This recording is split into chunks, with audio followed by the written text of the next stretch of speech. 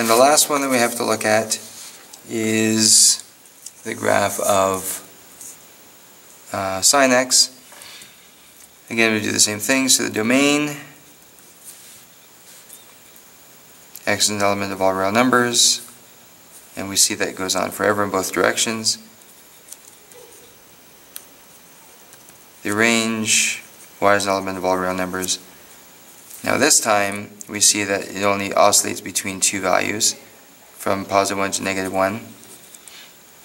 So negative 1 is less than or equal to y, which is less than or equal to 1 for that, the range. Zeros and y-intercepts. Well, the zeros are interesting. There's one at 0, and if you remember your graph sine curve, there's another one at 180 degrees and 360 degrees, and there's another one at negative 180 and negative 360, and it goes on like that forever. So basically it is 180n, so x equals 180n, where n is an element of the integers. And then for the y-intercept, y equals 0. For intervals of increase and decrease, now this one's a little bit trickier. We see that, let's take a look at the increase for now here. We see that it's increasing from negative 90 to 90. And then it begins increasing again at negative 270, or sorry, positive 270, and continues up to 360. Sorry, no, it continues to 450.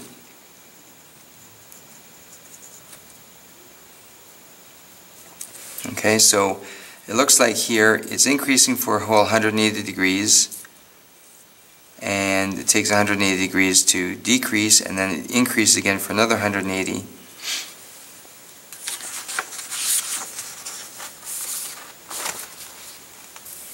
So if we take a look at if we just take a look at the interval of increase for now, so it goes from negative 90 to 90. I'll just write this in here.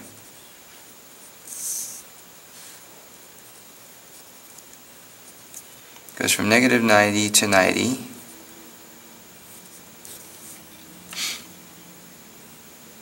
And so we just focus on the negative 90. We see that from negative 90 over to 270, that's a whole wavelength. That's a whole 360 degrees. So it's negative 90, and it repeats every 360 degrees because the wavelength keeps repeating. So it would be negative 90 plus 360k, again, where k is an element of the integers because it could be negative. And then for the positive 90, for the end of the wavelength, the end of the interval of increase, it's positive 90, and again that repeats every 360 degrees, where k is an element of the integers. And so then if we were to put these two together, the beginning point and the end point, so it would be negative 90 plus 360k to 90 plus 360k, in both cases where k is an element of all integers. And then just one last little thing we have to do here is we should probably factor a few things out. So what we can do is we can factor out a 90 here and get 4k, and we'll switch it around, 4k minus 1, and here's 90, 4k plus 1. Okay, so we're just factoring out 90 from both of those, and then that would give you 4k, and that would give you the plus 1s. We just turned it around, so it's 4k plus 1, and we factor out a negative 90 from both of these, and when you divide, oh sorry, I'm going to just factor out the 90, so, excuse me about that. So 360k divided by 90 gives you 4k, and then negative 90 divided by 90 gives you negative 1. Okay, again, k is an element of integers. Okay, so that is the interval of increase, and in a similar fashion, the interval of decrease can be done where if we take a look at perhaps this spot from 90 degrees, where it starts to decrease down to 270, we can see it's 90 to 270.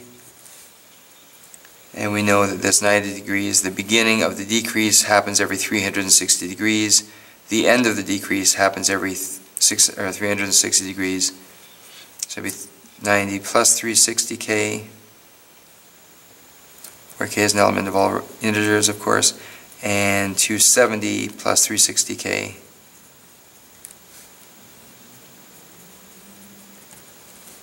And then factor out the 90 again. So basically we end up getting 90 degrees, I guess these should be 90 degrees here also to make sure it's all official. 90 degrees, 4k plus 1, and 90 degrees, 4k plus 3 when you divide, where k is an element of all integers.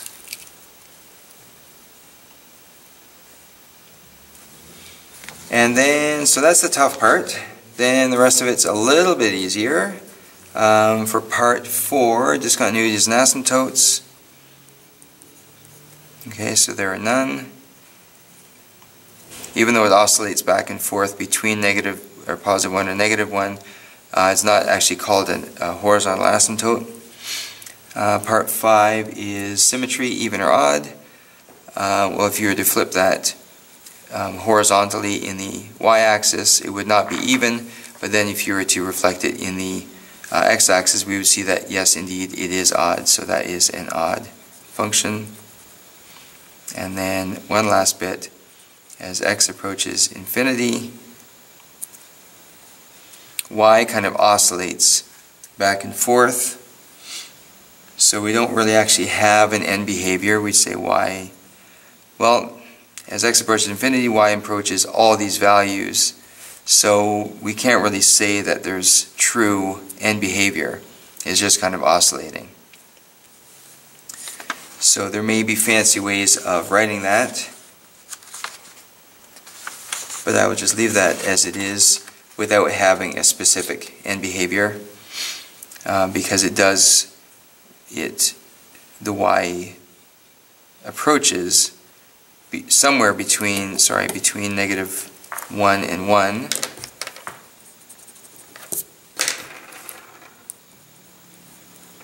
And as x approaches negative infinity, y approaches somewhere between negative 1 and 1 also. So it's kind of oscillating, so that's probably not the best way to actually even write that final statement there.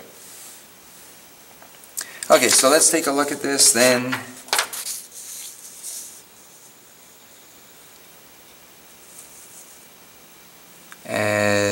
Okay, so then we basically have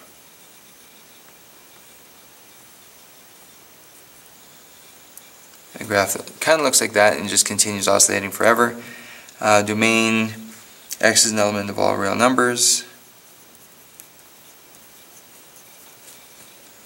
The range, y is an element of all real numbers such that negative 1 is less than or equal to y, less than or equal to 1. Intervals of increase, we'd say 90 degrees, 4k minus 1 to 90 degrees, 4k plus 1, where k is an element of the integers. Intervals of decrease is 90 degrees, 4k plus 1 to 90 degrees, 4k plus 3, where k is an element of the integers also. Location of discontinuities and asymptotes, there are none. Zeros, well, x is 180 n, where again n is an element of the integers. Y equals 0. symmetry, that's odd. And end behaviors is kind of oscillating.